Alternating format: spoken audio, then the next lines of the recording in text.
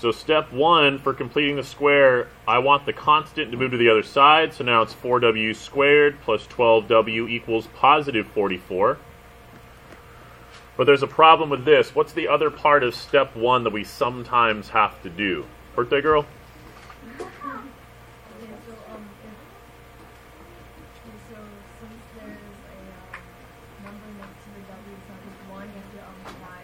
Good. I can't have anything other than 1 right here, so she's then supposed to divide, and I will divide everything by 4. A, the very first coefficient, has to be 1, so everything gets divided by 4 to make that a 1. So my new equation is w squared plus 3w equals 11.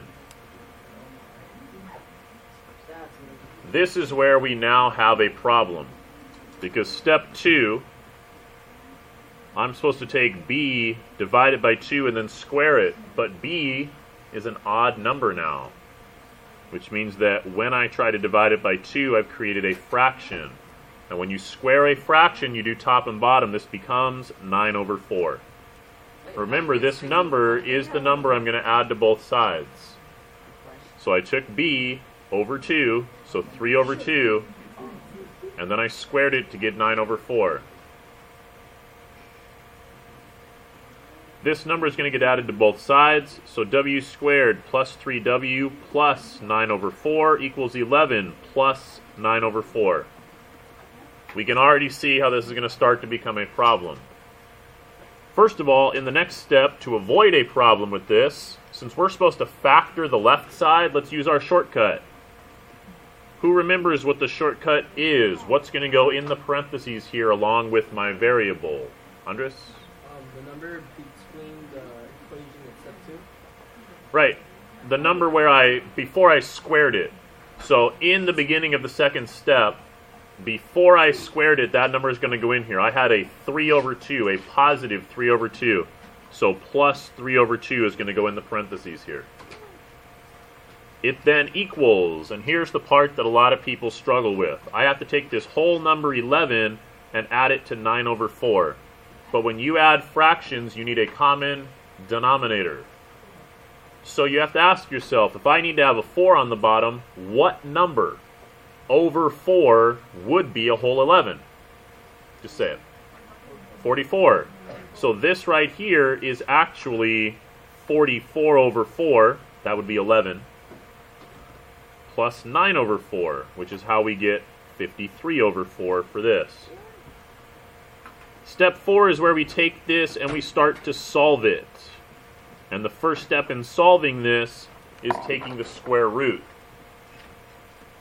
Because square root cancels squared. And now I have w plus 3 over 2 equals. And this is the part that a lot of people who gave me possible answers clearly did not do. When you take the square root of a fraction, you do the top and the bottom separately. Now obviously 53 doesn't have a whole number square root, so we're going to leave that alone. But doesn't 4 have one? Yes. What would it be? 2. 2.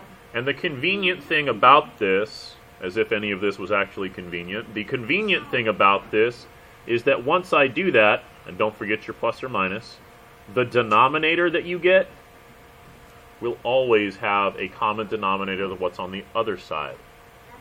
So when I go to try to solve this, I don't have to do any weird thing to convert this to a common denominator. So now we are ready to actually make our final answer. And we talked about 2 ways to do this. We talked about one way where I can take this number and just move it to the other side. We also talked about splitting it and solving this for positive this fraction and negative this fraction. I think it's much simpler to just use the shortcut.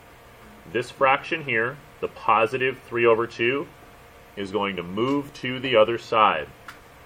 So instead of plus, it will become minus or negative. So w equals, instead of plus, negative 3 over 2 plus or minus the square root of 53 over 2. This is not how you represent this final answer. What do these two things have in common? Mateus?